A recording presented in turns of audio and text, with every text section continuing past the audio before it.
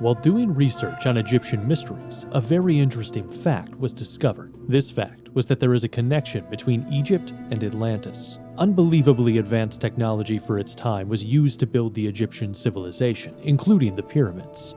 It is said that if the progress of human civilization were converted into a graph, it would show a steep upward curve during Egypt's peak. As a result, there is even speculation about the Egyptian civilization having been built by aliens. In fact, Egypt's neighboring countries were heavily influenced by its almost next-generation technology. But is it possible that Egypt was influenced by an external entity as well?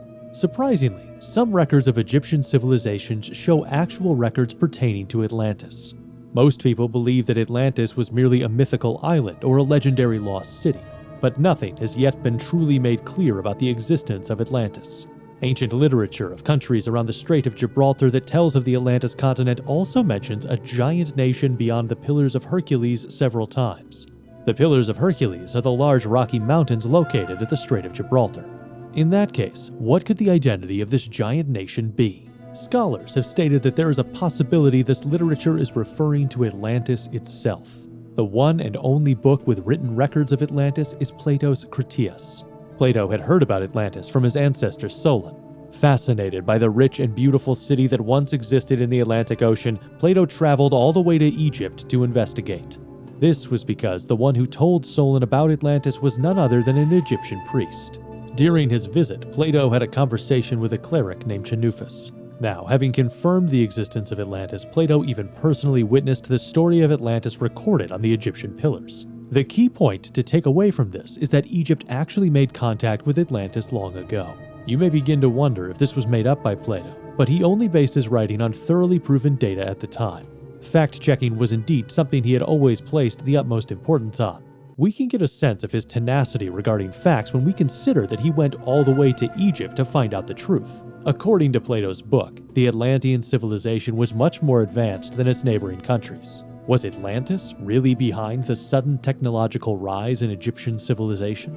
An American journalist named Ignatius Donnelly, who professionally researched Atlantis, stated the following in his book, Atlantis, the Antediluvian World, written in 1882. The reason that Egyptian civilization showed in history to have excelled so greatly with innovations such as the Sphinx is because an Atlantean survivor was involved. However, there is something questionable to be found here. It is known that the Sphinx was built around 3000 BC, and according to Plato's book, the fall of Atlantis occurred around 9600 BC. This means that there was an interval of over 6,000 years. The answer to this question can be found in the sky. The locations of the three pyramids of Giza in Egypt are precisely aligned with Orion's belt. This allows for astronomical interpretations of the Sphinx, which shares the same location as these pyramids. The Sphinx is in the form of a lion. It is said that the age of Leo, 10,900 BC to 8,800 BC, began in the exact place where the Sphinx is located. Just like the three pyramids of Giza are aligned with Orion's belt, the Sphinx is also aligned with the constellation of Leo, which indicates that the Sphinx could have been built much earlier than we believe. Based on this hypothesis, scholars have speculated that the Sphinx could have been built around 10,000 BC, much earlier than originally known. This would indicate that Atlantis' downfall overlaps with the construction of the Sphinx. Secret documents of Atlantis are buried underneath the Sphinx. This is a prediction made by famous American psychic Edgar Cayce during his lifetime. Being nothing but a prediction with no scientific proof, it did not lead to any direct explorations at the time. In the 1991 Sphinx exploration, Professor Robert Schoch carried out seismic studies and discovered an empty chamber underneath the pause. This led to a great rise in interest regarding the mystery of the Sphinx, bringing archaeologists from all around the world to Egypt.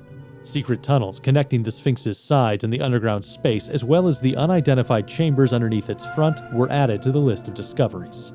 However, no proper investigation could be done on any of them. This is because the Egyptian authorities issued a ban on all explorations, prohibiting further excavation of the underground space as well as the use of remote sensing equipment. They even went as far as completely blocking the entrance to the secret tunnels. As a result, there have been conspiracy theories about whether the Egyptian authorities were hiding something. To this day, the contents of the chamber underneath the Sphinx and where the secret tunnels lead are both still unknown. There are visible similarities between South American and Egyptian ancient civilizations. There's the existence of pyramids and sun gods, as well as stories about floods and giants. The South American pyramids may look different from their Egyptian counterparts, but the construction methods, time of building, and mathematical application are nearly identical.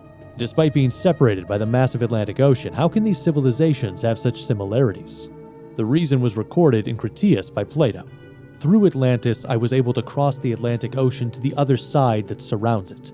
Were Atlantean survivors really the ones who built the Sphinx as well as the Great Pyramids? And what of the unidentified chambers and the secret tunnels underneath the Sphinx? What could be waiting inside them? Thanks for watching Strange Night.